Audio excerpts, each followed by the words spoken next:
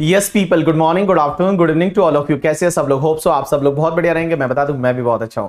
तो इंटरमीडिएट के revision lecture की सीरीज में आज हम रिवाइज करने वाले एक टॉपिक जिसका नाम है इनकम फ्रॉम अदर सोर्सेज।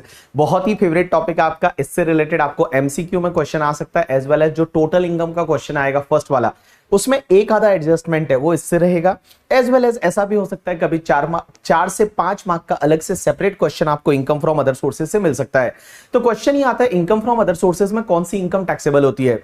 तो एक चीज बता दूं, अगर कोई भी इनकम है वो salary, house property, business, capital gain में टैक्सेबल नहीं होती, वो इनकम फ्रॉम अदर सोर्सेज में होती है। अब एक बात समझना, कौन कौन सी इनकम फ्रॉम अदर सोर्सेज में टैक्सेबल होती है। तो जैसे यहां पे कुछ एग्जांपल्स दे रखे हैं, जैसे आपका डिविडेंड का इनकम है, winning from lottery, puzzles, card game का इनकम है, as well as the interest on the security. जैसे आपके पास कोई डिबेंचर बॉन्ड्स है, उसका आपको इंटरेस्ट मिलता है, तो वो इंटरेस्ट भी अदर सोर्सेज में टैक्सेबल होता है। लेकिन अगर वो सिक्योरिटी स्टॉक इन ट्रेड है तो वो वाला इंटरेस्ट है वो आपके पीजीबीपी हेड में टैक्सेबल हो जाएगा। उसके साथ साथ में अगर आप प्लांटेड मशीनरी, फर्नीचर किसी को लेट आउट करते हैं और प्लांटेड मशीनरी, फर्नीचर का लेट आउट करने का आपका बिजनेस नहीं है, तो वो वाला रेंट है वो इनकम फ्रॉम अदर सोर्सेज में जाएगा। एज वेल एज अगर हाउस प्रॉपर्टी है, उसके आप ओनर हो और आपको रेंट मिल रहा है तो वो हाउस प्रॉपर्टी में जाता है। अदरवाइज हाउस प्रॉपर्टी अगर आपने सबलेट कर दिया और उससे जो रेंट मिलता है that is taxable under income from other sources.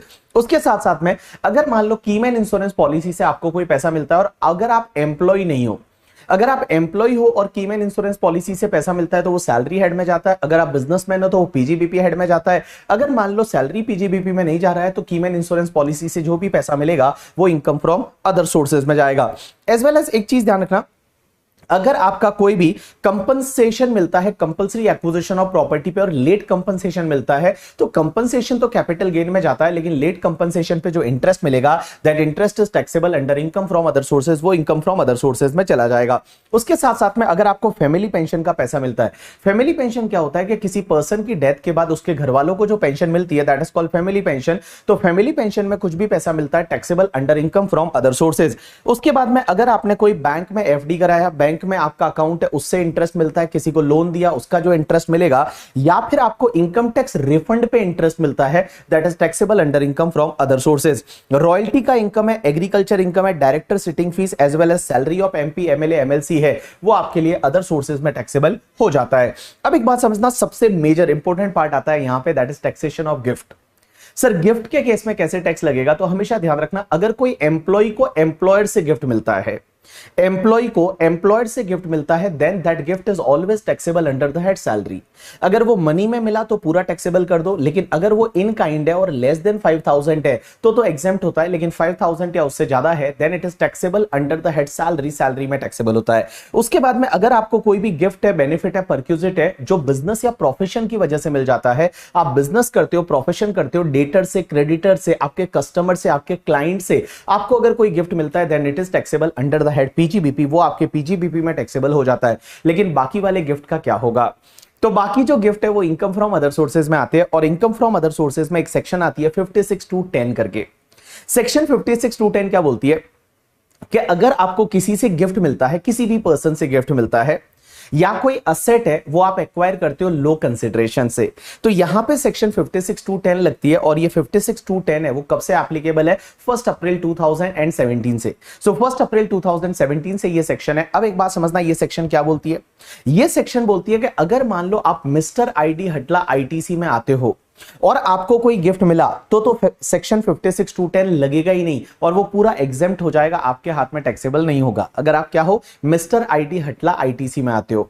अब आप बोलोगे मिस्टर आईडी हटला आईटीसी का मतलब क्या होता है? तो मिस्टर आईडी हटला आईटीसी मींस अगर आपको कोई भी गिफ्ट है आपकी मैरिज पे मिलता है, या फिर आर का मतलब आपको अपने रिलेटिव से मिलता है, आई का मतलब आपको इनहेरिटेंस में मिलता है, डी का मतलब इन कंटेम्पलेशन ऑफ डेथ मिलता है, मींस डेथ के टाइम पे जो पर्सन रहता है ना वो किसी को गिफ्ट करता है, that is called in contemplation of death. अगर आपको कोई गिफ्ट मिलता है, या फिर आपको किसी हॉस्पिटल या मेडिकल इंस्टीट्यूशन से मिलता है, या किसी यूनिवर्सिटी एजुकेशनल इंस्टीट्यूशन से मिलता है, या फिर फ्रॉम और बाय एनी ट्रस्ट को मिलता है, मींस जो चैरिटेबल रिलीजियस ट्रस्ट जो एनजीओ होते हैं, एनजीओ को गिफ्ट मिलता है या एनजीओ से आपको गिफ्ट मिलता है, तो उस पर टैक्स नहीं लगेगा। एज वेल एज अगर आपको किसी लोकल अथॉरिटी से मिलता है तो भी टैक्स नहीं लगेगा।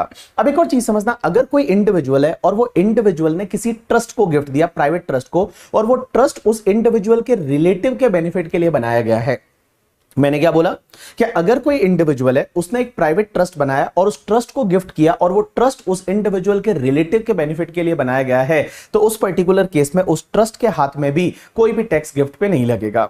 उसके बाद टी का मतलब होता है कि देखो यहां पे ऊपर क्या लिखा था कि आपको किसी हॉस्पिटल से मिला, यूनिवर्सिटी से मिला, ट्रस्ट से मिला तो टैक्स नहीं लगेगा। लेकिन अगर हॉस्पिटल को मिला, यूनिवर्सिटी को मिला, ट्रस्ट को मिला, जो कि सेक्शन 1023C में रजिस्टर्ड होते हैं, तो उस पर भी टैक्स कोई भी नहीं लगता। अब एक और चीज समझना, अपन ने सेक्शन 47 जो कि कैपिटल गेन में था, वहां पे कुछ ऐसे ट्रांजैक्शन पड़े थे जिसपे टैक्स नहीं लगता, जैसे एचयूएफ का पार्टीशन हो जाता है और मेंबर को असेट मिल जाती है, या फिर 100% होल्डिंग सब्सिडरी के बीच में अगर असेट ट्रांसफर होती है, या अमलगमेशन डीमर्जर होता है, तो उस पर कोई भी टैक्स ट्रांसफर के हाथ में नहीं लगता। लेकिन क्वेश्चन ये आता है कि रिसीवर के हाथ में क्या आईएफओएस में टैक्स लगेगा? आंसर इज नो, रिसीवर के हाथ में भी आईएफओएस में टैक्स नहीं लगेगा। तो ये तुम्हारे मिस्टर आईटी हटला आईटीसी में आएगा। तो देखिए मैंने क्या बोला, समझने की कोशिश करना। सबसे पहले यहां पे अगर गिफ्ट है वो रिसीव्ड होता है, असेट एक्वायर्ड करते हैं लो कंसिडरेशन पे। अगर आप मिस्टर आईटी हटला आईटीसी में आते हो तो सेक्शन 56(2)(10) नहीं लगेगा, आपको कोई भी टैक्स नहीं लगेगा, ये पूरा एग्जेम्प्ट है। बट मिस्टर आईटी हटला आईटीसी का मतलब क्या होता है? एम का मतलब मैरिज, आर का मतलब रिलेटिव, आई का मतलब इनहेरिटेंस, डी का मतलब इन कंटेम्पलेशन ऑफ डेथ, एच का मतलब फ्रॉम हॉस्पिटल, यू का मतलब फ्रॉम यूनिवर्सिटी, टी का मतलब बाय और फ्रॉम ट्रस्ट, एंड एलए का मतलब लोकल अथॉरिटी। आईटीसी का मतलब क्या है? सबसे पहले कि अगर कोई इंडिविजुअल ने किसी ट्रस्ट को दिया और वो ट्रस्ट उस इंडिविजुअल के रिलेटिव के बेनिफिट के लिए बनाया है, तो उस ट्रस्ट के हाथ में कुछ भी टैक्स नहीं लगेगा। टी का मतलब होता है रिसीव्ड बाय द ट्रस्ट या कोई हॉस्पिटल, यूनिवर्सिटी वगैरह, एंड सी का मतलब certain transaction which is not regarded as transfer. अपन ने वहां पढ़े थे, इसमें कुछ ट्रांजैक्शन ही कवर है। कौन कौन से? या तो एचयूएफ का पार्टीशन हो गया, असेट मेंबर को मिल गई, तो मेंबर के हाथ में कोई टैक्स नहीं लगेगा। या होल्डिंग की 100% सब्सिडरी कंपनी है, उनके बीच में अगर असेट ट्रांसफर होती है तो रिसीवर के हाथ में कोई टैक्स नहीं लगेगा। अमलगमेशन डीमर्जर में अगर कुछ भी मिलता है तो उस पर कोई भी टैक्स नहीं लगेगा। लेकिन क्वेश्चन ये आता है रिलेटिव की डेफिनेशन में कौन आएगा? तो मैंने यहां पे रिलेटिव की डेफिनेशन के लिए आपको एक चार्ट दे रखा है, रिलेटिव की डेफिनेशन में कौन कौन आएगा। तो सबसे पहली चीज अगर मैं बात करूं इंडिविजुअल की, तो इंडिविजुअल के लिए रिलेटिव कौन होगा? तो इंडिविजुअल अगर मान लो मैं मेरी बात करूं तो इंडिविजुअल एसएससी के लिए रिलेटिव सबसे पहले स्पाउस, उसके बाद में उस इंडिविजुअल का ब्रदर एंड ब्रदर की स्पाउस, भैया एंड भाभी रिलेटिव है। उस इंडिविजुअल के सिस्टर एंड स्पाउस मतलब दीदी एंड जीजू है, वो रिलेटिव है। उस इंडिविजुअल के स्पाउस का ब्रदर मींस साला एंड साले की वाइफ है, वो इंडिविजुअल के लिए रिलेटिव है। उस इंडिविजुअल के स्पाउस की सिस्टर एंड उसके स्पाउस मींस आपकी साली एंड उसके हस्बैंड साड़ू भाई, वो आपके रिलेटिव है। उस इंडिविजुअल के मदर फादर है, पेरेंट्स है, वो इंडिविजुअल के रिलेटिव है। एंड मदर फादर के ब्रदर सिस्टर एंड उनके स्पाउस।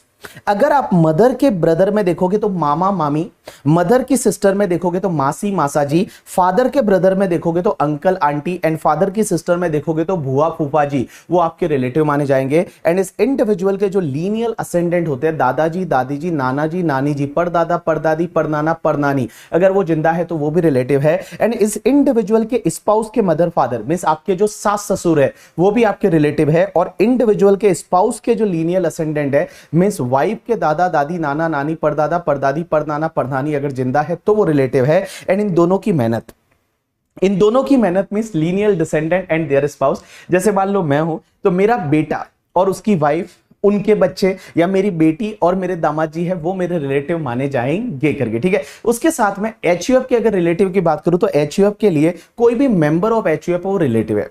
यहां पे एक चीज ध्यान रखना, आप अगर अपने रिलेटिव से आपको कोई भी गिफ्ट मिलता है तो उस पर टैक्स नहीं लगेगा। एक और चीज समझना, ऐसा हो सकता है कि कोई पर्सन है वो आपका रिलेटिव है लेकिन आप उसके लिए रिलेटिव नहीं हो।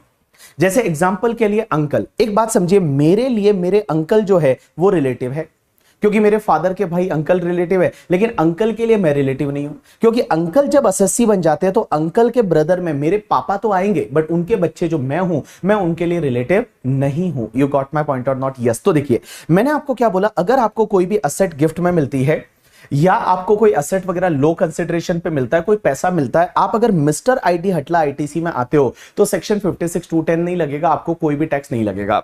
लेकिन आप समझना मिस्टर आईटी हटला आईटीसी में नहीं आते तो क्या होगा।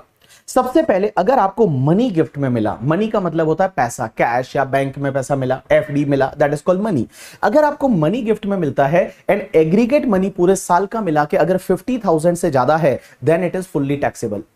एग्रीगेट मनी का मतलब क्या होता है, मुझे 20,000 20,000 20,000 20,000 चार लोगों से मिला।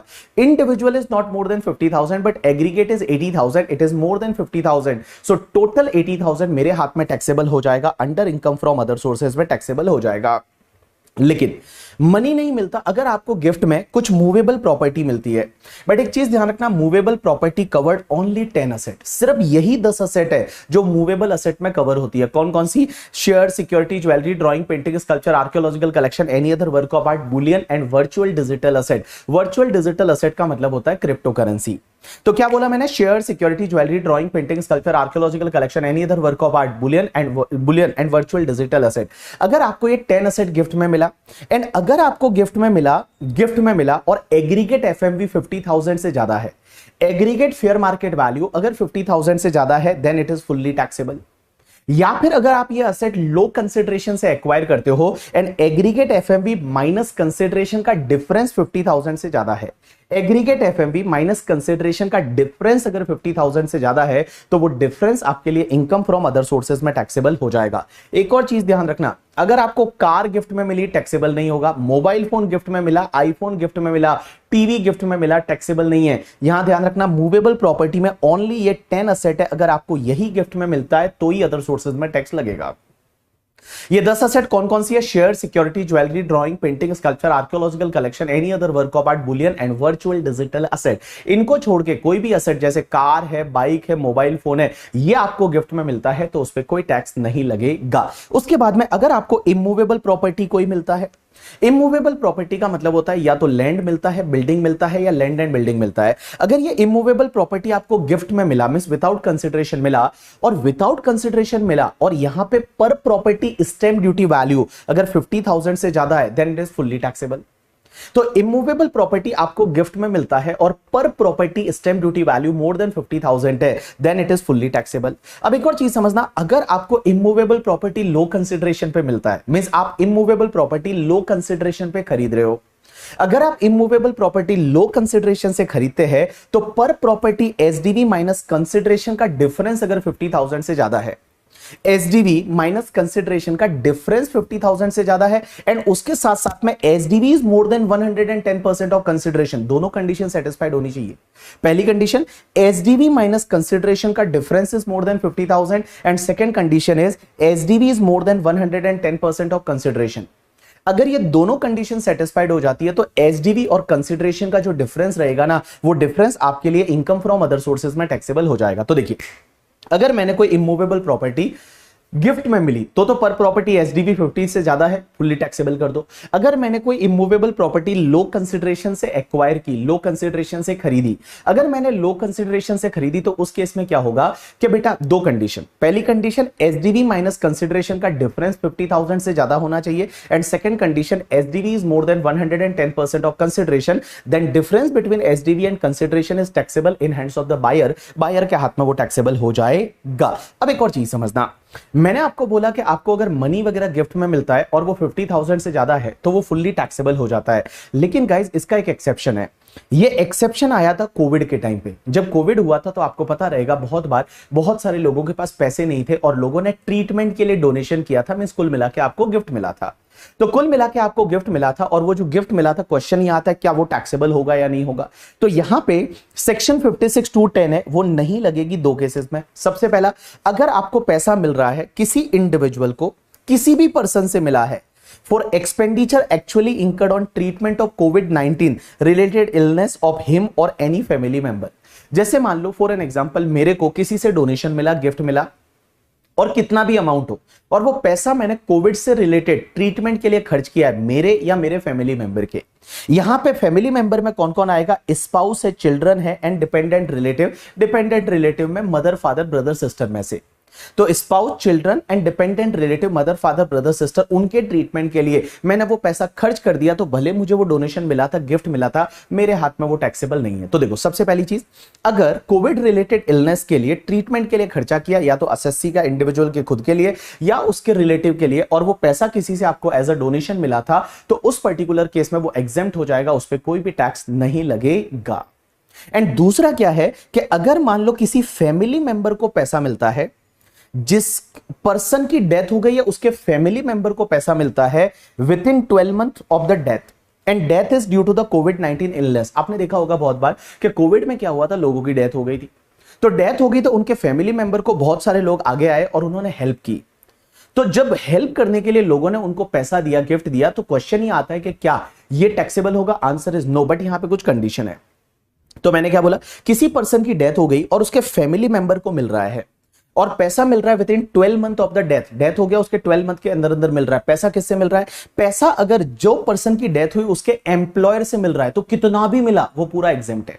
जैसे पर्सन है, मान लो एक राजू करके, और राजू की डेथ हो गई, उसके फैमिली मेंबर को राजू के एम्प्लॉयर से पैसा मिला तो कितना भी मिला वो चलेगा। लेकिन किसी दूसरे लोगों से मिल रहा है तो उसमें लिमिट है 10 लाख की, कि 10 लाख रुपए तक मिला तो एग्जेम्प्ट है। 10 लाख के ऊपर मिला तो 10 लाख के ऊपर वाला यहां पे टैक्सेबल हो जाएगा। लेकिन उसमें एक और कंडीशन यह है कि जब वो कोविड पॉजिटिव हुआ उसके 6 महीने के अंदर अंदर डेथ होनी चाहिए। कोविड से रिलेटेड उसका ट्रीटमेंट हो रहा है, पॉजिटिव हुआ, उसके 6 महीने के अंदर अंदर डेथ होनी चाहिए, तो जो भी पैसा मिलेगा वो एग्जेम्प्ट हो जाएगा। ये वाला कॉन्सेप्ट यहां पे लगेगा। चलिए उसके बाद में अपन आगे चलते हैं और सबसे इंटरेस्टिंग पार्ट ये आता है कि सर एक बात बताओ, जैसे आपने 50C में पढ़ाया था कि अगर कोई भी एसएससी एसडीवी से सेटिस्फाइड नहीं है तो वो अपना केस वैल्यूएशन ऑफिसर को ट्रांसफर करा सकता है। वैल्यूएशन ऑफिसर वैल्यू बढ़ा देता है तो इग्नोर करो, कम करता है तो ले लो। क्या ये कॉन्सेप्ट 56(2)(10) में भी लगेगा? आंसर इज यस लगेगा। मींस आपने कोई प्रॉपर्टी अगर लो कंसिडरेशन पे खरीदी है, और मैं क्या बोल रहा हूं, लो कंसिडरेशन पे प्रॉपर्टी खरीदते हो, एसडीवी माइनस कंसिडरेशन का डिफरेंस 50 से ज्यादा है and SDV is more than 110% of consideration, तो एसडीवी और कंसिडरेशन का डिफरेंस पे आईएफओएस में टैक्स लगता है। अगर आप एसडीवी से सेटिस्फाइड नहीं हो तो आपका केस वैल्यूएशन ऑफिसर को ट्रांसफर हो सकता है। आपका केस वैल्यूएशन ऑफिसर को ट्रांसफर हो सकता है और वैल्यूएशन ऑफिसर ने वैल्यू बढ़ा दी तो इग्नोर करो, वैल्यूएशन ऑफिसर ने वैल्यू कम कर दी तो उस वैल्यू को आप ले लीजिए। अब एक और चीज समझना, यहां पे सेक्शन 56(2)(10) है वो तभी लगती है जब आपको कोई भी असेट मिल रही है ना, वो आपके लिए कैपिटल असेट है। अगर आपके लिए जो असेट मिल रही है गिफ्ट में या लो कंसिडरेशन पे खरीद रहे हो वो स्टॉक इन ट्रेड है तो सेक्शन 56(2)(10) में टैक्स नहीं लगता। इसका मैंने लॉजिक वगैरह है वो आपको regular batch, fast track batch में दे रखा है कि अगर आप कोई भी असेट है वो एक्वायर करते हो लो कंसिडरेशन पे या फिर आपको गिफ्ट में मिलती है, वो आपके लिए स्टॉक इन ट्रेड है तो यहां पे 56(2)(10) में टैक्स नहीं लगता। वो कैपिटल असेट है तो सेक्शन 56(2)(10) में टैक्स लगेगा। एक और चीज समझना, बहुत बार क्या होता है, आपको कोई असेट गिफ्ट में मिली या फिर आप कोई एसेट लो कंसिडरेशन पे खरीद रहे हो और आपने आईएफओएस में टैक्स भर दिया ऑन द एसडीवी या फिर एफएमवी पे आपने आईएफओएस में टैक्स भर दिया, तो ध्यान रखना जिस एसडीवी या एफएमवी पे आप टैक्स भरते हो वही तुम्हारी कॉस्ट ऑफ एक्विजिशन बन जाएगी। तो फ्यूचर में जब उस एसेट को बेचोगे तो जिस वैल्यू पे आपने टैक्स भरा था, जो एफएमवी एसडीवी पे टैक्स भरा था, वो आपकी कॉस्ट ऑफ एक्विजिशन बन जाएगी। तो मैंने आपको याद रहेगा, मैंने आपको ये बताया था, जैसे मान लो मेरी वाइफ से मुझे कोई एसेट गिफ्ट में मिली तो मेरे हाथ में आईएफओएस में टैक्स नहीं लगा क्योंकि रिलेटिव से गिफ्ट मिला। तो मेरे लिए कॉस्ट क्या होती है? Cost to previous owner, period of holding previous owner, indexation भी प्रीवियस ओनर से। लेकिन अगर मान लो मेरे को आपने कोई एसेट गिफ्ट की और मेरे हाथ में आईएफओएस में टैक्स लग गया तो आईएफओएस में जिस एसडीवी या एफएमवी पे टैक्स लगा है वही मेरी कॉस्ट ऑफ एक्विजिशन बन जाएगी। अब एक और चीज समझना, क्वेश्चन ये आता है सर ये एसडीवी जो लेते हैं, बार बार आप एसडीवी की बात कर रहे हो, ये एसडीवी लेते कौन सी डेट का है? आईएफओएस में ये एसडीवी कौन सी डेट का लेंगे? क्या डेट ऑफ अग्रीमेंट का लेंगे या डेट ऑफ रजिस्ट्रेशन का लेंगे? तो लॉ मेकर्स बोलते हैं कि नॉर्मली तो देखो रजिस्ट्रेशन की डेट का लेना चाहिए, क्योंकि स्टैंप ड्यूटी पे कब करते हैं? रजिस्ट्रेशन की डेट को करते हैं, तो नॉर्मली एसडीवी रजिस्ट्रेशन की डेट का लेना चाहिए। लेकिन अगर date of registration and date of agreement अलग अलग है, date of registration and date of agreement अलग अलग है, तो आप अग्रीमेंट की डेट का एसडीवी ले सकते हैं अगर अग्रीमेंट की डेट या उससे पहले पहले आपने कुछ ना कुछ पेमेंट कर दिया है by account pay cheque, account पे डिमांड ड्राफ्ट या any mode of electronic clearing system. Any mode of electronic clearing system में क्या आएगा? एनईएफटी, आरटीजीएस, आईएमपीएस, भीम UPI, credit card, debit card and QR code, ये तुम्हारा आएगा। तो देखो मैंने क्या बोला, नॉर्मली रजिस्ट्रेशन की डेट का एसडीवी लेना, लेकिन date of registration, date of agreement अलग अलग है, तो आप अग्रीमेंट की डेट का एसडीवी ले सकते हैं अगर अग्रीमेंट की डेट या उससे पहले पहले आपने कुछ ना कुछ पेमेंट कर दिया है by account pay cheque, account पे डिमांड ड्राफ्ट या any mode of electronic clearing system. Done. तो यहां पे सेक्शन 56(2)(10) का डिस्कशन खत्म हो जाता है। अब अपन पढ़ेंगे एक सेक्शन होती है 43CA, ये सेक्शन पीजीबीपी की सेक्शन है बट इसको पढ़ते हैं यहां पे। ये सेक्शन है ना वो एग्जैक्ट रेप्लिका है सेक्शन 50C की, जो कि कैपिटल गेन में पढ़ा था। सेक्शन 50C क्या बोलता था कि अगर आप इमूवेबल प्रॉपर्टी ट्रांसफर करते हो एंड अगर आपका एसडीवी कंसिडरेशन के 110% से ज्यादा है तो SDV full value of consideration capital gain में माना जाता था। सेम ऐसे का ऐसे ये वाला सेक्शन जो है ये पीजीबीपी के लिए है, इसका मतलब ये सेक्शन बिल्डर के लिए है। ये सेक्शन बोलता है कि अगर आपका कोई इमूवेबल प्रॉपर्टी है और वो immovable property stock in trade है, और इमूवेबल प्रॉपर्टी आप अगर ट्रांसफर कर देते हो और इमूवेबल प्रॉपर्टी का एसडीवी कंसिडरेशन के 110% से ज्यादा है, इमूवेबल प्रॉपर्टी का जो एसडीवी है वो कंसिडरेशन के 110% से ज्यादा है, तो जो भी एसडीवी रहेगा वही आपका फुल वैल्यू ऑफ कंसिडरेशन रहेगा फॉर कंप्यूटिंग द पीजीबीपी का इनकम। जैसे एक बिल्डर है, बिल्डर ने क्या किया, एक फ्लैट बेचा, उसका कंसिडरेशन है वो 50 लाख है, लेकिन एसडीवी है वो 70 लाख है, तो यहां पे पीजीबीपी का इनकम निकालने के लिए एसडीवी 70 लाख है, वो सेल वैल्यू लेना पड़ेगा। अब एक और चीज समझना, अगर बिल्डर एसडीवी से सेटिस्फाइड नहीं है तो क्या उसका केस वैल्यूएशन ऑफिसर को ट्रांसफर हो सकता है? बिल्कुल हो सकता है, वैल्यूएशन ऑफिसर को ट्रांसफर हो सकता है। वैल्यूएशन ऑफिसर ने वैल्यू कम कर दी तो कम वाली ले लो, बढ़ा दी तो वैल्यूएशन ऑफिसर की वैल्यू को इग्नोर कर दो। यहां पे क्वेश्चन ये आता है कि सर कौन सी डेट का एसडीवी लेना, तो सेम वही कॉन्सेप्ट कि normally date of registration, but date of registration date of agreement अलग अलग है, तो आप अग्रीमेंट की डेट का एसडीवी ले सकते हैं। अग्रीमेंट की डेट या उससे पहले पहले आपको कुछ ना कुछ उस बिल्डर को पैसा मिल गया हो, by account payee cheque, account पे demand draft, any mode of electronic clearing system through bank account और any other electronic mode. Electronic mode का मतलब होता है आपका debit card, credit card, NEFT, RTGS, IMPS, भीम यूपीआई एंड क्यूआर कोड। उसके बाद में एक सेक्शन आती है 5627B करके, ये सेक्शन ये बोलती है, पहली चीज तो ये सेक्शन क्लोजली हेल्ड कंपनी पे लगती है, अनलिस्टेड कंपनी। अगर अनलिस्टेड कंपनी क्या करती है, अपने शेयर इशू कर रही है प्रीमियम पे, मींस अगर कोई शेयर है उसका फेस वैल्यू जो है वो मान लो 10 रुपीज है, उसकी अगर आप फेयर मार्केट वैल्यू देखो वो 15 रुपीज है, मींस उसकी औकात है वो 15 रुपीज की है, लेकिन वो कंपनी क्या करती है, वो शेयर को इशू करती है 100 रुपीज पे। जैसे स्टार्टअप वगैरह ऐसा करते हैं कि शेयर को इशू किया 100 रुपीज पे किया, तो देखिए यहां पे शेयर जो इशू हो रहा है वो प्रीमियम पे हो रहा है, answer is yes, share issue हो रहा है वो प्रीमियम पे हो रहा है। तो जब शेयर प्रीमियम पे इशू हो रहा है, इशू प्राइस है वो प्रीमियम है, आपके फेस वैल्यू से ज्यादा है, तो लॉ मेकर्स बोलते हैं कि जो इशू प्राइस और एफएमबी का डिफरेंस रहेगा ना, issue price minus fair market value of that share, ये 85 रुपीज है, ये कंपनी के हाथ में इनकम फ्रॉम अदर सोर्सेज में टैक्सेबल हो जाएगा। तो ये सेक्शन क्या बोलती है कि अगर कोई क्लोजली हेल्ड कंपनी है वो अपने शेयर प्रीमियम पे इशू करती है, तो issue price minus fair market value का डिफरेंस है, that is taxable under income from other sources. अब एक और सेक्शन होती है, दैट इज द सेक्शन 56(2)(11) करके, ये सेक्शन ये बोलती है कि अगर मान लो आपका कोई जॉब था और जॉब का कोई टर्मिनेशन हो जाता है। अब एक बात समझना, जॉब का टर्मिनेशन हो जाता है, जैसे रिटायरमेंट वगैरह टर्मिनेट हो जाता है, तो टर्मिनेट होता है और आपको कुछ पैसा मिलता है तो एम्प्लॉयड से मिलता है तो सैलरी में टैक्सेबल होगा, लेकिन आपको कहीं और से पैसा मिलता है, then it is taxable under income from other sources. जैसे मान लो एक बंदा है, उसका जॉब था, उसने जॉब का इंश्योरेंस कराया। अब मान लो जॉब का इंश्योरेंस कराया कि भाई जॉब ना चली जाए, और मान लो जॉब चली गई, तो जॉब चली गई तो इंश्योरेंस कंपनी उसको टर्मिनेशन पे कुछ भी पैसा देगी, that is taxable under income from other sources, वो इनकम फ्रॉम अदर सोर्सेज में टैक्सेबल हो जाएगा। अब एक बात समझना, एक सेक्शन होती है 57, वो बोलती है कि कुछ खर्चों का डिडक्शन आपको अदर सोर्सेज में मिलेगा। पहली चीज तो अगर आप ध्यान रखना, डिविडेंड की जो इनकम है ना, and income from UTI mutual fund की जो इनकम होती है, तो यूटीआई म्यूचुअल फंड से जो इनकम मिलती है या फिर आपको शेयर्स पे डिविडेंड मिलता है, वो डिविडेंड के सामने और income from UTI mutual fund उसके सामने आपको एक ही खर्चे का डिडक्शन मिलेगा, इंटरेस्ट का, जो आपने लोन लिया था इन्वेस्ट करने के लिए शेयर्स में या यूटीआई म्यूचुअल फंड में, और किसी भी खर्चे का डिडक्शन नहीं मिलेगा। और वो डिडक्शन भी कितना मिलेगा, up to 20% of the dividend और income from UTI mutual fund. जैसे मैं एक एग्जांपल लेता हूं, मैंने क्या किया, मान लो आईटीसी एक कंपनी है, उसके शेयर में इन्वेस्ट किया, उससे मुझे 1 लाख रुपीस का डिविडेंड मिला, लेकिन पैसा जो मैंने लाया था इन्वेस्ट करने के लिए वो मैंने लोन लिया था, तो मैंने लोन लिया, उसका इंटरेस्ट मान लो 30,000 है, तो मेरे को डिविडेंड मिला 1 लाख है, इंटरेस्ट है वो 30,000, क्या पूरा 30,000 लेस कर सकता हूं? ना बाबू, up to 20% of the dividend. तो डिविडेंड का 20% 20,000 होगा, तो बेटा 80,000 मेरा नेट डिविडेंड है वो टैक्सेबल हो जाएगा। अब एक और चीज समझना, अगर आपको फैमिली पेंशन मिलती है, तो किसी भी पर्सन को फैमिली पेंशन मिलती है तो उसमें एक डिडक्शन मिलता है अंडर सेक्शन 57। वो डिडक्शन कितना मिलता है, 1/3 ऑफ द फैमिली पेंशन और 15,000 rupees per annum which ever is lower. तो जैसे फैमिली पेंशन 60,000 मिली, तो 60,000 का 1/3 कितना होगा, 20,000, और 15,000 लोअर कम्स टू 15,000, तो 15,000 का डिडक्शन ले लो, तो 60,000 फैमिली पेंशन में से 15,000 का डिडक्शन मिल गया, तो remaining 45,000 is going to be taxable under income from other sources. अब एक और चीज समझना, फैमिली पेंशन है उस पे वो टैक्सेबल होती है और उस पर डिडक्शन इतना मिलेगा, लेकिन ध्यान रखना 2 केसेस में फैमिली पेंशन पूरी एग्जेम्प्ट है। एक तो अपने जितने भी जो आर्म फोर्सेस के एम्प्लॉय होते हैं, मींस जो अपने आर्मी के जो लोग हैं, आर्मी के जो ऑफिसर है, इंक्लूडिंग पैरामिलिट्री फोर्सेस के जो एम्प्लॉय रहते हैं, वो अपने सेना के जो जवान है वो हमारे लिए लड़ते हैं। अब उनका अगर उनमें से कोई भी शहीद हो जाता है, और शहीद होने के बाद उनके घर वालों को लीगल हेयर को अगर कोई भी पेंशन मिलती है तो वो पूरी एग्जेम्प्ट है, उस पर कोई भी टैक्स नहीं लगेगा।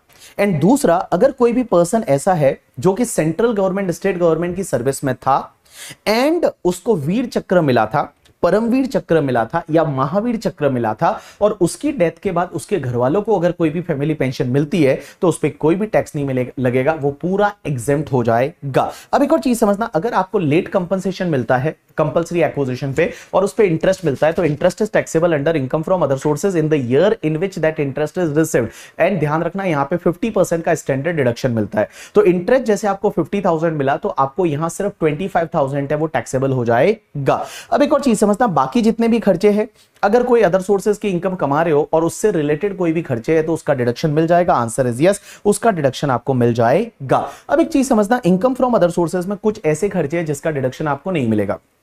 पहला तो आपके कोई पर्सनल एक्सपेंसेस है उसका डिडक्शन नहीं मिलेगा, या इंडिया के बाहर आपने कोई भी सैलरी का पेमेंट किया, इंटरेस्ट का पेमेंट किया और अगर उसका टीडीएस आपने नहीं काटा तो आपको खर्चे का डिडक्शन नहीं मिलेगा।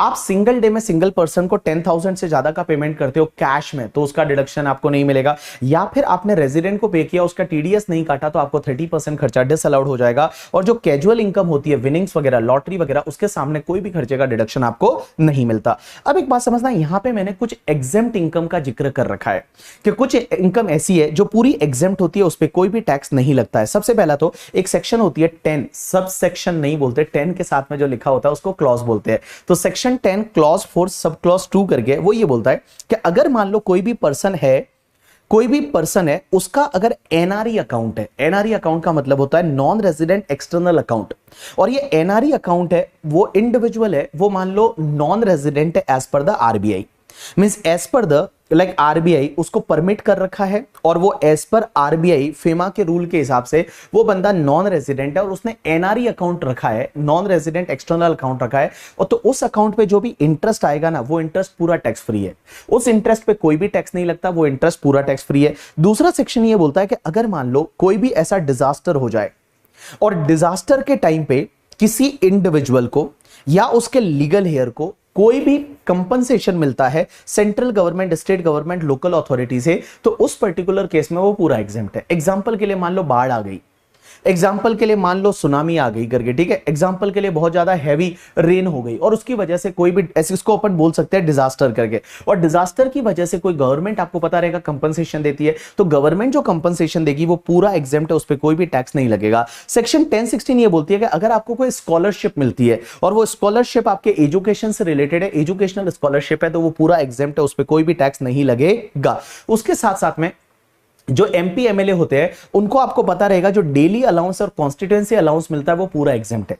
तो डेली अलाउंस और कॉन्स्टिट्यूएंसी अलाउंस मिलता है वो एग्जेम्प्ट है, सैलरी मिलता है वो टैक्सेबल होगा अदर सोर्सेज में, but daily allowance and constituency allowance पूरा एग्जेम्प्ट है। सेक्शन 1017A ये बोलता है कि अगर मान लो कोई भी आपको अवार्ड मिलता है, अवार्ड का मतलब आपको गवर्नमेंट से कोई अवार्ड मिलता है कैश में या इन काइंड में, वो पूरा एग्जेम्प्ट है अगर गवर्नमेंट से मिला है तो। एग्जांपल के लिए जो भारत रत्न मिलता है या फिर ऐसे कोई गैलेंट्रीली अवार्ड वगैरह मिलते हैं तो वो पूरे एग्जेम्प्ट है, उस पर कोई भी टैक्स नहीं लगेगा, भले उसमें पैसा मिल रहा है तो भी टैक्स नहीं लगेगा। उसके साथ में आपका post office saving bank account है, तो ध्यान रखना post office saving bank account पे आपको जो इंटरेस्ट मिलता है वो एग्जेम्प्ट है। एग्जेम्प्ट कितना है, अगर आपका सिंगल नाम पे post office saving bank account है तो हर साल आपको 3,500 in case of the single individual account के केस में 3,500 तक का इंटरेस्ट एग्जेम्प्ट है। एंड गाइस अगर जॉइंट अकाउंट है तो 7,000 in case of joint account है वो एग्जेम्प्ट है ड्यू टू सेक्शन 1015। अब एक और चीज समझना, पीपीएफ का जो इंटरेस्ट होता है ना, पब्लिक प्रोविडेंट फंड का इंटरेस्ट, वो भी एग्जेम्प्ट है, उस पर कोई टैक्स नहीं लगता। एक बात बताओ, मैंने यहां पे आपको पोस्ट ऑफिस सेविंग बैंक की बात की, तो पोस्ट ऑफिस सेविंग बैंक के केस में एक चीज याद रखना,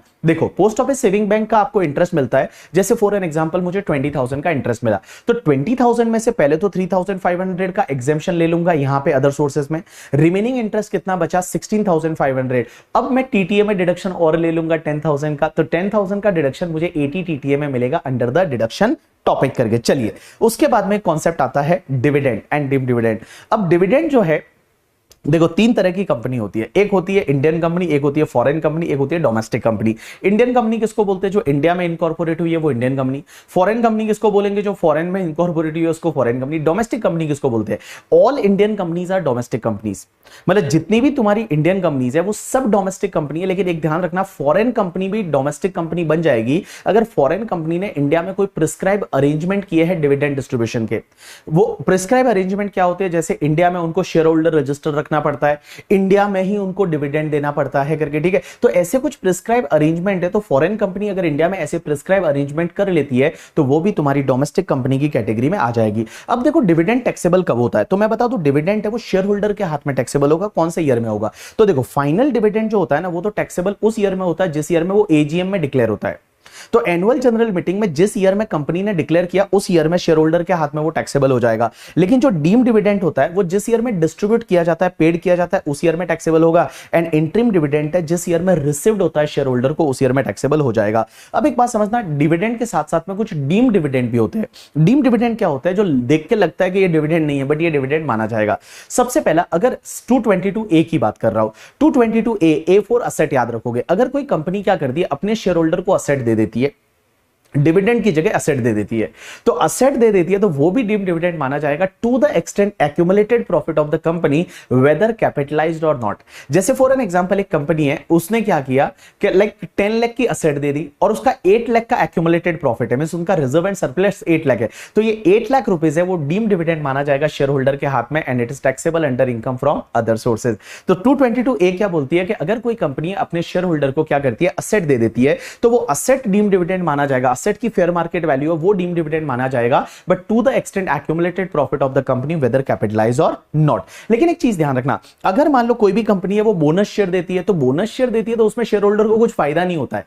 तो बोनस शेयर अगर इक्विटी शेयर होल्डर को देते हैं तो उसमें कोई असेट डिस्ट्रीब्यूट थोड़ी होती है, तो उसको डीम डिविडेंड नहीं माना जाएगा। सेक्शन 222B बी क्या बोलती है बताए, कि अगर कोई कंपनी प्रेफरेंस शेयर होल्डर को बोनस शेयर देती है, एक बात बताओ, इक्विटी शेयर होल्डर को बोनस शेयर दिया तो कोई फायदा नहीं है, लेकिन प्रेफरेंस शेयर होल्डर को बोनस शेयर दिया तो फायदा होगा। तो प्रेफरेंस शेयर होल्डर को या तो बोनस शेयर देती है, प्रेफरेंस शेयर होल्डर को बोनस शेयर देती है, या किसी भी शेयर होल्डर को, इक्विटी या प्रेफरेंस शेयर होल्डर को डिबेंचर स्टॉक या डिपॉजिट सर्टिफिकेट देती है, तो वो डीम डिविडेंड माना जाएगा to the extent accumulated profit of the company. उसके बाद एक सेक्शन होती है 222C। 222C क्या बोलती है? सी का ऐसे याद रखोगे, close down of the company. अगर कोई कंपनी लिक्विडेशन में जाती है और लिक्विडेशन के टाइम पे उसका जितना रिजर्व एंड सरप्लस है और वो क्या करती है, असेट बांटती है शेयर होल्डर को, तो शेयर होल्डर के हाथ में वो डीम डिविडेंड माना जाएगा to the extent accumulated profit of the company. तो कंपनी लिक्विडेट हो गई, उन्होंने शेयर होल्डर को असेट है वो 20 लाख की बांटी और उनका रिजर्व एंड सरप्लस मान लो 15 लाख था, तो 15 लाख है वो शेयर होल्डर के हाथ में डीम डिविडेंड माना जाएगा, टैक्सेबल होगा under income from other sources.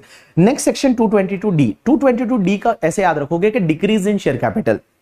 बहुत बार कंपनी क्या करती है कि एक शेयर की फेस वैल्यू है वो मान लो 10 था, अब उन्होंने क्या किया, वो शेयर का फेस वैल्यू 2 रुपया ला लिया और 8 रुपया शेयर होल्डर को डिस्ट्रीब्यूट कर दिया।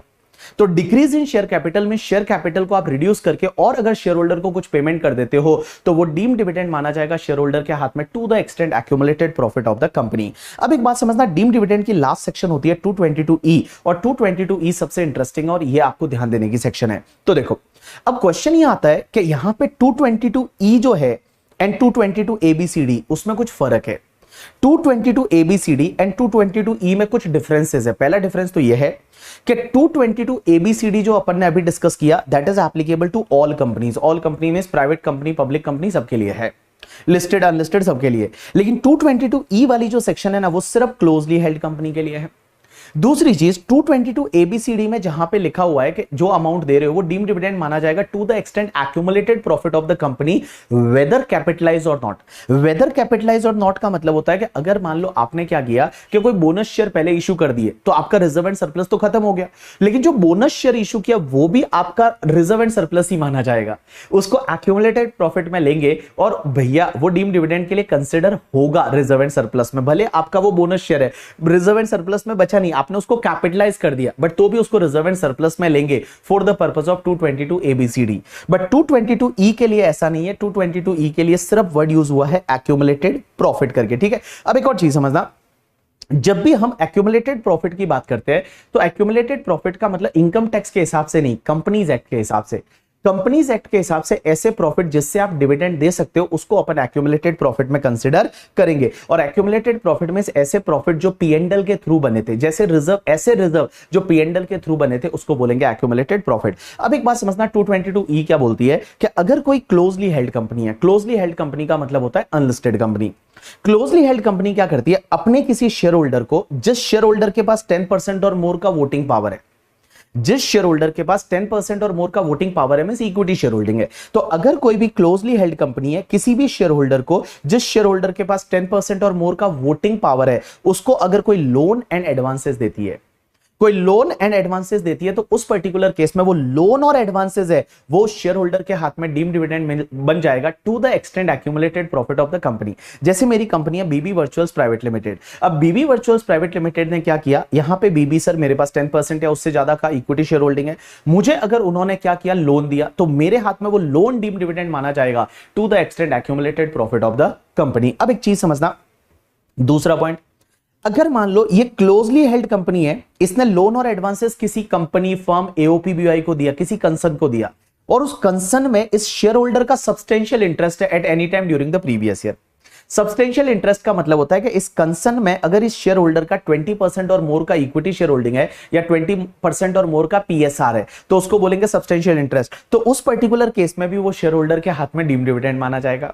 या फिर मान लो ये क्लोजली हेल्ड कंपनी ने मेरे किसी दूसरे पर्सन, रिलेटिव वगैरह को लोन दिया और वो मेरे बिहाफ पे दिया, मेरे बेनिफिट के लिए दिया, तो जितना मेरे बेनिफिट या बिहाफ के लिए दिया वो भी डीम्ड डिविडेंड माना जाएगा मेरे हाथ में to the extent accumulated profit of the company. तो क्या पढ़ा, देखो, अगर कोई क्लोजली हेल्ड कंपनी है, किसी भी शेयर होल्डर को जिसके पास 10% और मोर का इक्विटी शेयर होल्डिंग है, या तो उसको लोन देते हैं, या वो शेयर होल्डर का किसी सब कंसर्न में सब्सटेंशियल इंटरेस्ट है, उस कंसर्न को लोन देते हैं, या किसी अदर पर्सन को देते हैं वो शेयर होल्डर के बेनिफिट या बिहाफ के लिए, तो वो डीम्ड डिविडेंड माना जाएगा to the extent accumulated profit of the company. अब एक और चीज समझना, कंपनी अगर मार्केट रेट से इंटरेस्ट चार्ज कर रही है तो भी क्या डीम्ड डिविडेंड माना जाएगा? Answer is yes.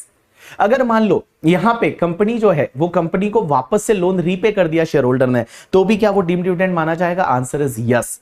लेकिन एक चीज समझना, यहां पे लोन और एडवांसेस दोनों वर्ड यूज हुए हैं, लेकिन एडवांसेस में जो ट्रेड एडवांस होते हैं उस पे डीम्ड डिविडेंड नहीं माना जाएगा। ट्रेड एडवांस का मतलब होता है जो नॉर्मल बिजनेस के लिए एडवांसेस वगैरह होते हैं, उसके केस में यहां पे बेटा डीम्ड डिविडेंड है वो नहीं माना जाएगा। अब एक चीज समझना, एक और सेक्शन होती है, सेक्शन 222 में ही लिखा हुआ है, 222 में लिखा हुआ है कि कुछ चीजें ऐसी होती है जो आपका डिविडेंड या डीम्ड डिविडेंड नहीं मानी जाएगी। पहली चीज तो, अगर मान लो कोई कंपनी ऐसी है जो अपने शेयर होल्डर को लोन देती है और वो कंपनी का काम ही लोन देना है, means company is into the money lending का बिजनेस, और मनी लेंडिंग के बिजनेस में है, और ऑर्डिनरी कोर्स ऑफ बिजनेस में अगर वो कंपनी लोन दे रही है तो उस पर्टिकुलर केस में वो डीम्ड डिविडेंड नहीं माना जाएगा।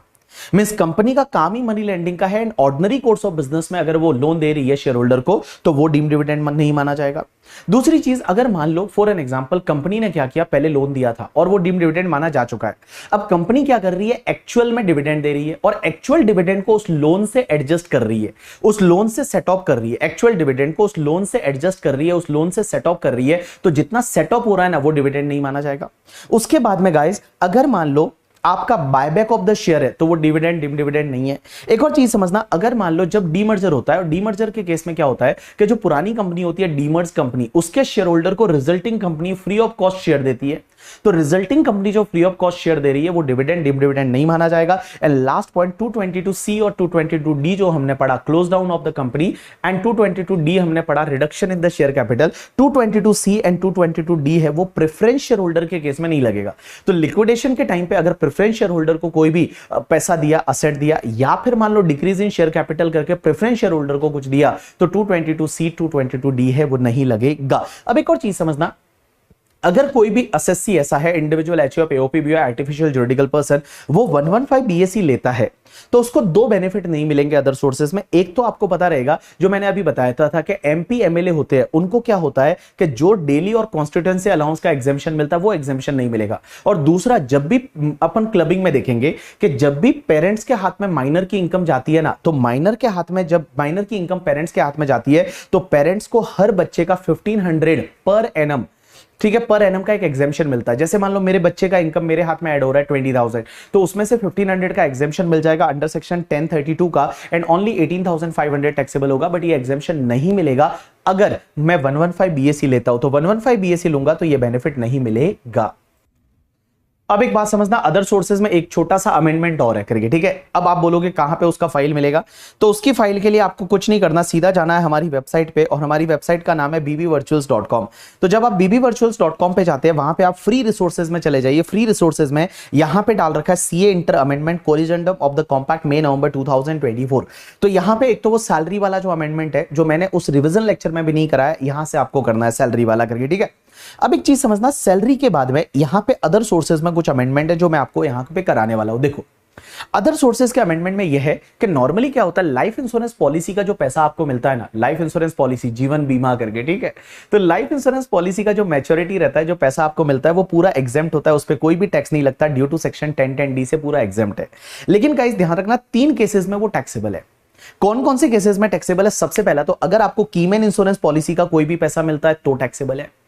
कीमैन इंश्योरेंस पॉलिसी का कोई भी पैसा मिलेगा वो टैक्सेबल है। दूसरा, अगर आपको कीमैन इंश्योरेंस पॉलिसी छोड़ो, अगर आपकी नॉर्मल इंश्योरेंस पॉलिसी है, लेकिन जब आपने प्रीमियम पे किया था, और प्रीमियम पे करते टाइम अगर आपने 20%, 10%, 15% की लिमिट क्रॉस की थी, आप बोलोगे लिमिट कहां दे रखा है? ये डिडक्शन टॉपिक में दे रखा है ना, एटीसी में। एटीसी में एक लिमिट है, पता है कि अगर आपने कोई पॉलिसी 1/4/2000 आपने कोई पॉलिसी 1/4/2012 से पहले ले रखी है, तो जो भी तुम्हारा प्रीमियम पे करते हो और पॉलिसी वैल्यू का 20% का एक लिमिट लगता है, उतना ही उस पर डिडक्शन मिलता है। अब अगर मान लो ये 20% की लिमिट क्रॉस कर दी तो मैच्योरिटी फिर टैक्सेबल हो जाएगी।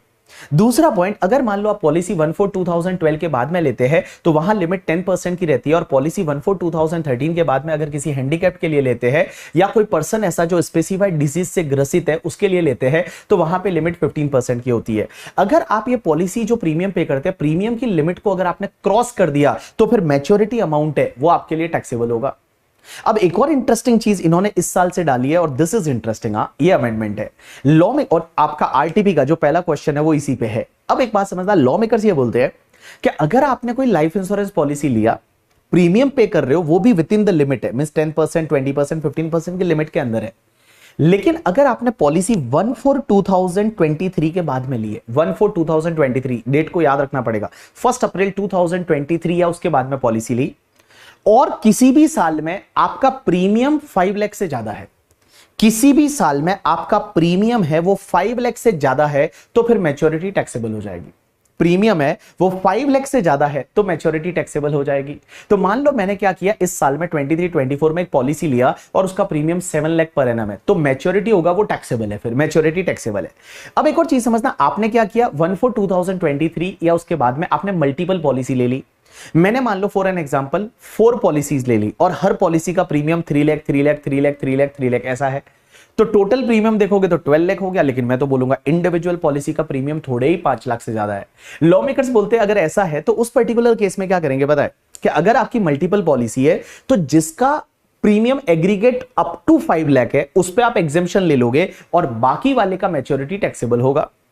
जैसे मैंने 4 पॉलिसी ली और उसका प्रीमियम 3 लाख, 3 लाख, 3 लाख, 3 लाख है, ठीक है। अब एक बात समझना, पहला 3 लाख वाला जो है वो अप टू 5 लाख में आ रहा है, उस पे आप एग्जेम्पशन ले लो। अब दूसरे पे एग्जेम्पशन लोगे तो टोटल प्रीमियम 6 लाख हो जाएगा ना, नहीं, दूसरे, तीसरे, चौथे, मतलब लास्ट 3 पॉलिसी है उसका एग्जेम्पशन नहीं मिलेगा, बट एक पॉलिसी पे आप एग्जेम्पशन ले सकते हैं। मैंने यहां पे बहुत सारे एग्जांपल्स दे रखे, टोटल 10-11 एग्जांपल दे रखे, जब आप करोगे तो आपको इजीली समझ में आ जाएगा। एक और चीज समझना, यहां पे जब आपका, मैंने बोला 3 केस में लाइफ इंश्योरेंस पॉलिसी का मैच्योरिटी टैक्सेबल होता है, एक तो कीमैन इंश्योरेंस पॉलिसी के केस में, दूसरा वो लिमिट से ज्यादा है, या फिर ये 5 लाख का लिमिट क्रॉस हो गया 1/4/2023 या उसके बाद में पॉलिसी लिया तो। अब एक चीज समझना, ये अगर लिमिट क्रॉस हो गया 10, 20, 15 वाला, या फिर 5 लाख से ज्यादा है, लेकिन मैच्योरिटी अगर डेथ पे मिलता है, किसी के डेथ पे पैसा मिलता है, तो वो पूरा एग्जेम्प्ट हो जाएगा, वो टैक्सेबल नहीं होगा। अब आप क्या करोगे, ये 5 लाख वाली लिमिट से रिलेटेड मैंने यहां पे बहुत सारे क्वेश्चन दिए हैं, 1 2 3 4 5 6, टोटल 10-11 क्वेश्चन है। अगर आप ये क्वेश्चन को करोगे तो आपको बहुत अच्छे से अंडरस्टैंडिंग बैठ जाएगा। टोटल यहां पे 10-11 क्वेश्चन है। अब एक और चीज समझना, आपका मैच्योरिटी आपका टैक्सेबल होगा, बट क्वेश्चन ये आता है कि मैच्योरिटी का पूरा टैक्सेबल होगा या उसमें से प्रीमियम लेस होगा। Right answer is premium less होगा। जैसे फॉर एन एग्जांपल 10 ईयर में मैंने प्रीमियम पे किया था 1 करोड़ का, 10 लाख 10 लाख 10 लाख 1 करोड़ प्रीमियम पे किया।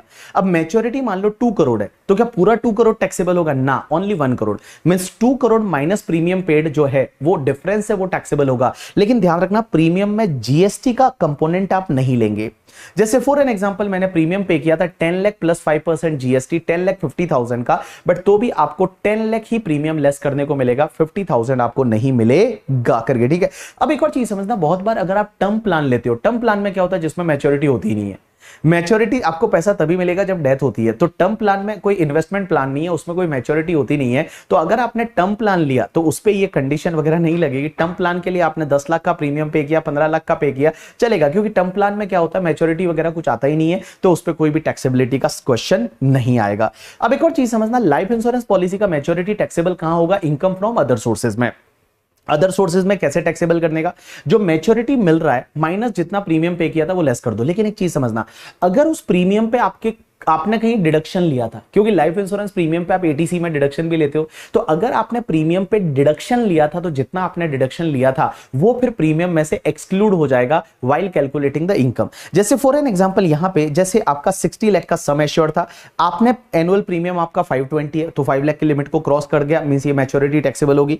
10 ईयर का पॉलिसी है, लेकिन आप हर साल डिडक्शन ले रहे हो 1,50,000 का एटीसी में, और मैच्योरिटी अमाउंट 77 है। अब एक बात बताओ, मैच्योरिटी अमाउंट आपका 77 है, अब उसमें से जितना प्रीमियम पे किया वो लेस करो। आपने प्रीमियम कितना पे किया, 5,20,000 पे कर रहे हैं, मल्टीप्लाई बाय 10 इयर्स तो 52 लाख हो जाएगा।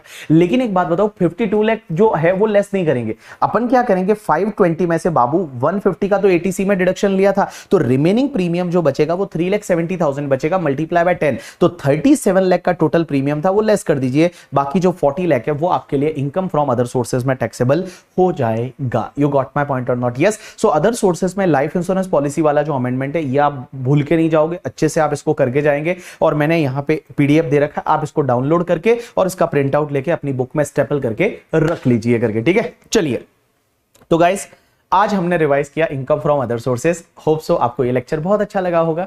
अगर आपको ये लेक्चर अच्छा लगा है, इन डिटेल लगा है, तो आप एक काम करिए, इस चैनल को लाइक कर दीजिए, इस चैनल को यहाँ पे जो रेड कलर का बेल आइकन आ रहा होगा उसको आप सब्सक्राइब कर लीजिए, और ये लेक्चर को आपके जितने भी फ्रेंड्स हैं इंटरमीडिएट के जिन्होंने मेरे से क्लास लिया है, नहीं लिया है, आप उनके साथ शेयर कर लीजिए करके, ठीक है, जिससे कि उनको भी बेनिफिट मिल जाए और इतने अच्छे प्यारे प्यारे रिविजन लेक्चर है वो उनको भी देखने को मिले, और एग्जाम में आप बहुत अच्छे से इसके लाइक अपने आप को बहुत अच्छे से स्कोर कर पाओ, और बहुत अच्छे से स्कोर करके और फटाफट इसी एग्जाम में पास हो जाओ।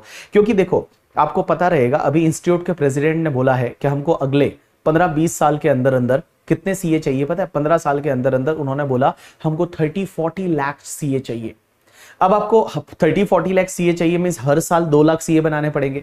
अब 2 लाख सीए बनाने पड़ेंगे, अभी सीए कितने बनते हैं? हर साल में 20,000 सीए बनते हैं, बिकॉज एक रिजल्ट आता है तब 10,000 सीए बनते हैं, दूसरे रिजल्ट में 10,000, सो 20,000 सीए बनते हैं। अब ये तो 10% ही, उनको 90% ज्यादा सीए चाहिए, तो उसको देखते हुए मुझे ये लगता है कि रिजल्ट बहुत अच्छा रहने वाला है। और गवर्नमेंट से बहुत ज्यादा प्रेशर है इंस्टीट्यूट के ऊपर भी कि ज्यादा से ज्यादा सीए बनाए, क्योंकि सीए की डिमांड है, जैसे टैक्सेशन बढ़ रहा है, जीएसटी बढ़ रहा है, लोग रिटर्न फाइल करना चालू कर रहे हैं, तो उसमें सीए की जरूरत रहती है, तो सीए ज्यादा से ज्यादा बनाए। तो मेरे को ये लगता है इंस्टीट्यूट आपको पास करना चाहती है। अब आपके ऊपर है कि आप पास होना चाहते हैं या नहीं, और अगर आप सच में पास होना चाहते हैं ना, तो अपने एफर्ट को आप दुगुना कर दीजिए। आज से अपने एफर्ट जो है, जितना आप एफर्ट मार रहे हो उसको 10%, 15% से बढ़ा दीजिए, आराम से आप पास हो जाएंगे। और हर दिन एनालाइज करिए कि जो आज का दिन बीता है वो क्या सही बीता है या नहीं, जो आप करना चाहते थे वो आपने किया है या नहीं। आपको अपने आप को एनालाइज करिए, अपने आप से बात करते रहिए करके, और अच्छे से पॉजिटिवली पढ़ते रहिए, खुश रह के पढ़िए। और जब भी थोड़ा बहुत डीमोटिवेट होते हैं तो किसी से बात कर लीजिए, थोड़ा वॉक कर लीजिए, मोबाइल से अपनी दूरी है वो थोड़ा बना के रखिए करके। मोबाइल से दूरी बनाने का मतलब आप यूट्यूब वगैरह जिन फैकल्टी को आपने सब्सक्राइब कर रखा है उनके लेक्चर्स वगैरह आप देख सकते हैं, रिविजन लेक्चर देख सकते हैं, but on the social media and all wasting time उस पर आपको नहीं करना है करके, ठीक है। चलिए, thanks a lot people, that's enough for today from my side, see you in the next revision lecture.